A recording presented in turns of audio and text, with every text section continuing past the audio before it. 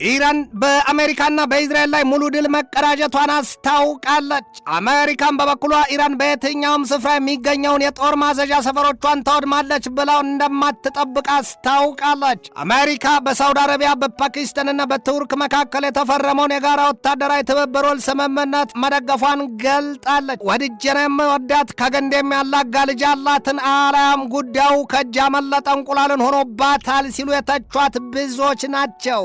ይህንኑ ርዕሰ ጉዳይ ለዓለም አቀፉ ትንታኔ ዘገባችን መርጠን አሰናድተነዋል። ከትንታኔ ዘገባው ጋር ትዕግስቱ በቀለ ነኝ።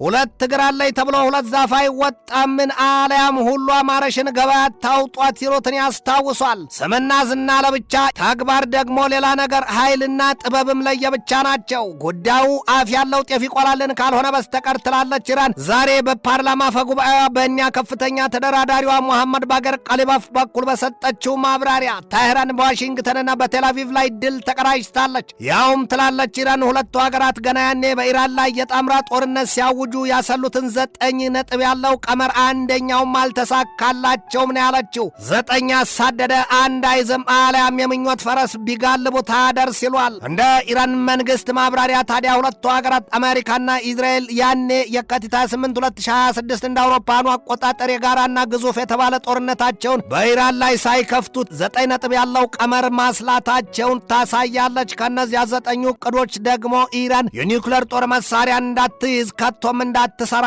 ኢራን ሱረት የምታክልም ዩራኒየም እንዳታብላላና በኢራን ያለውን የአያቶላዎቹን አገዛዝ ከስር መሰረቱ መንግሎ ለመጣል የሚሉት ይገኙባቸዋል። ጉዳዩ ግን ትላለች ኢራን በፓርላማ ፈጉባኤዋ በኩል ጉዳዩ ግን እንኳንስ ሊያጸድቀኝ በቅጡም በኮነነኝን አልያም የሰው ፈላጊ ራሱን ያጣልን አድርጓቸዋል ስትል ትሳለቃለች። ሰውየው አሉ ኢራን በዲፕሎማሲያዊም ቢሉ በጦርነቱ ድል ተጎናጽፋለች። ከኢራን ወገን የተሰነዘረው የድል አድራጊነት አዋጅ የተነገረው ደግሞ ለ60 ቀናት የተደረሰው የተኩስ አቁም ስምምነት ገደቡ በሚጠናቀቅበት ግጥምጥሞሽ ነው። የአሜሪካው ፕሬዚደንት ዶናልድ ትራምፕ በኢራን ላይ ያልታሰበና ያልተጠበቀ ቀድሞ ነገርም የማይቻል የተባለለትን የምጣኔ ሀብት አልያም የኢኮኖሚ ማዕቀብ ለመጣል አርጩሚያቸውን እየበጠሱና እያስፈራሩ ባለበት ወቅት መሆኑ ሌላ ያንዣበበ አደጋ መኖሩን አሳይቷልም ነው የተባለው። ጋሊባፍ አሉ በእርግጥ ግን ስለ ድል ስንናገር የአሜሪካና የእስራኤልን ጦር ኃይል አጥፍተናል ወይም አውድመናል ማለት አይደለም፣ ግን ደግሞ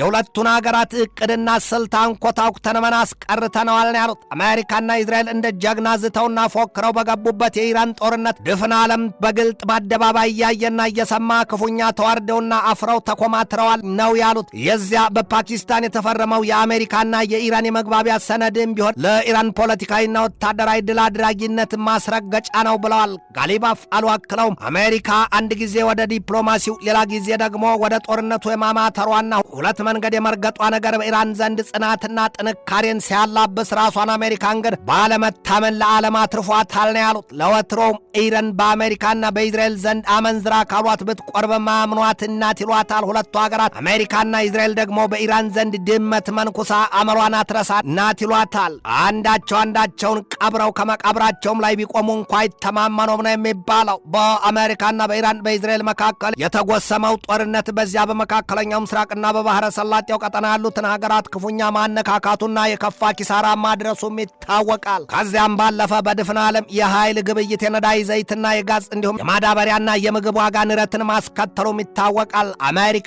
እስራኤል ደግሞ የኢራንን የወታደራዊ ማዘዣዎች ቢሉ የውጊያ ብቃት ማኮላሸታቸውን ይገልጣሉ። በሶስቱ ሀገራት መካከል የታወጀው ግዙፉ ጦርነት የኋላ ኋላ ላይ እስራኤልን በሊባኖሱ ሄዝቦላ ላይና በጋዛ ሰርጥ ጦርነት ላይ ተወስና እንድትቆምና አልፎ አልፎም በኢራን ላይ ማስጠንቀቂያና ዛቻ ትሰነዝር ዘንድ ሲያደርጋት አሜሪካና ኢራን ግን ክፉኛ በጦርነት ሂደት ውስጥ ቀርተዋል። ኢራን ቀድሞ በአሜሪካና በእስራኤል ሲነገርባት የነበረውን የኒውክሌር ጦር መሳሪያ የመያዝና ዩራኒየም የማብላላት ስራዋን አቅጣጫ ማስቀየር ተሳክቶላታል ነው የሚባለው። ዛሬ ላይ በኢራንና በአሜሪካ መካከል የጦርነቱ ዋናው ጉዳይ በሆርሙዝ የውሃ መተላለፊያ ወሽመጥ ሆኗልና ኢራን የሆርሙዝን ወሽመጥ ሙሉ በሙሉ ዘግታ በዚያ የውሃ አካል የትኛውን መርከብ ዝር እንዳይል ስትል አብሶም የአሜሪካና የእስራኤል መርከቦች የእሳት እሳት ቀለቧ የመሆናቸውን ነገር ደጋግማ ማሳየቷና ማስጠንቀቋም አይዘነጋም። አሜሪካን በበኩሏ ሰሞኑን በዚያ የሆርሙዝ የውሃ መተላለፊያ ወሽመጥ ጉዳይ አንድ አዲስ የታዋቂና የተወዳጅ ዘፋኝ ነጠላ ዘፈን የሚሰማ ዜማዋን ለቃለች ችሏታል። ያውም አሉ ፕሬዚደንቷ ዶናልድ ትራምፕ ያው ባለፈው አርብ የጋዜጠኞች መግለጫቸው ከጥቂት ጊዜ በኋላ አሊያም በቅርቡ አሉ ትራምፕ ትከሻቸውን ከፍ ዝቅ እያደረጉ በቅርቡ የሆርሙዝ የውሃ ወሽመጥ የአሜሪካ ግዛት አሊያም የአካል ክፍል ነው ብዬ በአዋጅ ለፍፋለሁ አሉ። የዚያን የትራምፕን መግለጫ የተረዳችዋና አላምጣ የዋጠችዋ ኢራን በበኩሏ ይህንን ስትል መልሳላቸዋለች። የሆርሙዝ የውሃ ወሽመጥ የኢራን ነበረ፣ አሁንም ወደፊትም የኢራን ሆኖ ይኖራል። ይሄ ተነስቶ በምርጫ ትኩረትን ለመሳብ ስሜትን የሚይዝ ንግግር ማድረግ ቢሉ የጦር አውሮፕላን ጫይ መርከቦችን ማንጋጋትና የጦር አውሮፕላኖችን በየአይነቱ ማስጓራት ኢራንን አያስደነግጣትም አያስደንቃትም።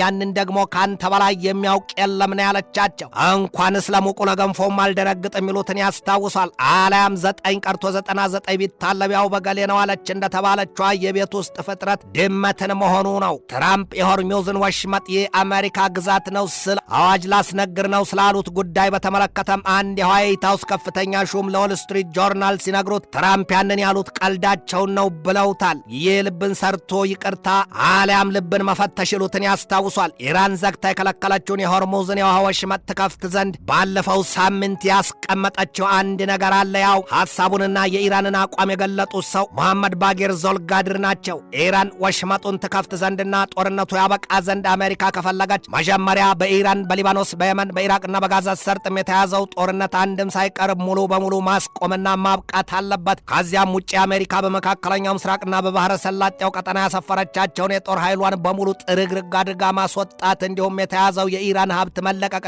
በኢራን ላይ የተጣለው ማዕቀብም በነቂስ መነሳት አለበት ነው ያሉት። ከዚያ በኋላ ደግሞ እንደ ሁኔታው በኢራን የኒውክሌር ጉዳይ ድርድር ሊደረግ ይችላል የሚል አዝማሚያ ተናግረዋል። በማጠቃለያቸውም አሉ ዞልጋድር ኢራን በጦርነቱ ለደረሰባት ውድመት ጠሰቅ ያለ ካሳ ትፈልጋለች ነው ያሉት። 300 ቢሊዮን ዶላር መሆኑን ልብ ይሏል። ኢራን በአሜሪካ የዲፕሎማሲ መጋረጃ አልተጋረደችም ይሏታል። ዛሬም በሆርሙዝ የውሃ ወሽመጥ ለማለፍ የሚሞክሩ መርከቦች ካሉ አቆትማ እየጠበቀች ቀልጥማ ለመጣል ተንጠራርታ ቆማለች ይሏታል። ባለፈው አርብም ኢራን ያደረገችው ያንኑ ነው። ኢራን 2 የተባበሩት አረብ ኤምሬት የነዳጅ ጫይ መርከቦችን መምታቷና ቅዳሜ ዕለትም ንብረትነቱ የአቡዳቢ የሆነውን አንድ ግዙፍ መርከብ መምታቷን የተገለጠው የአሜሪካ ባለስልጣናት የፖለቲካው ቢሉ የወታደራዊ ዘርፍ በኢራን አቋምና ብቃትም ጥንካሬም ክፉኛ ተሸብረዋል ይሏቸዋል። በአሜሪካ ጦር ኃይል ጡረተኛው የጦር መሪ ጀነራል ጃክ ኬይን አሉ የኢራንን መንጋጋና ክራንቻ ሊያዳክመው የሚችል ብቸኛና አንድ ነገር አለ፣ ያው በሀገሪቱ ያለውን መንግስት መቀየር ብቻ ነው ብለዋል። ይሁንና የትራምፕና የኔታንያሁ ስሌት ምን ነበር?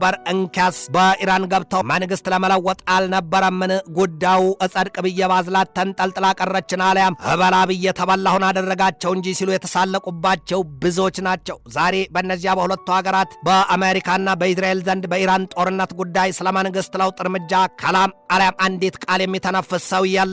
ይሆናል ብዬ ጎሽ ጠመድሁ አልሆን ቢላይ ፈትቼ ለቀኩ ይለዋል። ይሁንና ይላሉ ሌላው አሜሪካዊ ከፍተኛ የጦር መሪ ጀነራል ማይክ ሚውለን ቀድመው ነገር ኢራን በየትኛውም ስፍራ ያለውን የአሜሪካ የጦር ማዘዣ ሰፈር ታወድማለች ብለን አንጠብቅም ነው ያሉት። የመካከለኛው ምስራቅና የባህረ ሰላጤው ቀጠና ሀገራት በኢራን ጥቃት ክፉኛ የተጎዱ መሆናቸው ሲገለጥ ይነበባል። እንደ ሳውዲ አረቢያን መሰሎቹ የአሜሪካ ብርቱ አጋርና አባር ሀገራት በአሜሪካ ጡንቻ መተማመናቸውን እንዳላዋጣቸው ተገንዝበው ዛሬ ላይ ከፓኪስታንና ከቱርክ ጋር የጋራ የመከላከያ ስምምነት ውል መፈራረሟ ታውቋል። ያንን ተከትሎም የአሜሪካው ፕሬዚደንት ዶናልድ ትራምፕ በሰጡት የትናንት ማብራሪያቸው የሶስቱን ሀገራት የጋራ ወታደራዊ ስምምነት ውል እንዳስደሰታቸው ገልጠዋል የተባለው ትራምፕ በዚያ ንግግራቸው የፓኪስታን፣ የሳውዲ አረቢያና የቱርክ የመከላከያ ስምምነት በጣም ትልቅ፣ ግልጥና ጠቃሚ ሲሉ አሞካሽተው ራሳቸውን ከየትኛውም ጥቃት ለመከላከል የተሰላ ምርጥ ብልሃት ብለውታል። ትራምፕ ያንን የተናገሩት ደግሞ ስምምነቱ ከተፈረመ ከቀናት በኋላ ከትናንት በስቲያ እሁድ ዕለት ነው። ጅብ ከሄደ ውሻ ጮኸ ይሏል። አሊያም በፈርሱ ማጓራትን ያስታውሷል። ምን ምርጫስ ሊኖራቸው? ትንታኔ ዘገባውን ስናዘጋጅ በዋቢነት ፎክስ ኒውስን፣ ኒውስማክስን፣ ኢንዲያ ቱዴይን፣ ሳውዝ ቻይና ሞርኒንግ ፖስትን፣ ፓርስ ቱዴይን፣ ቻሪቲ ወርልድን፣ ቴሌግራፍ ኦንላይንን፣ ኢንዲፔንደንትን፣ አውትሉክን፣ ሞርኒንግ ስታርን፣ አልሁራን፣ ታይምስ ኦፍ ኢንዲያና ጄሩሳሌም ፖስትን ተጠቅመናል።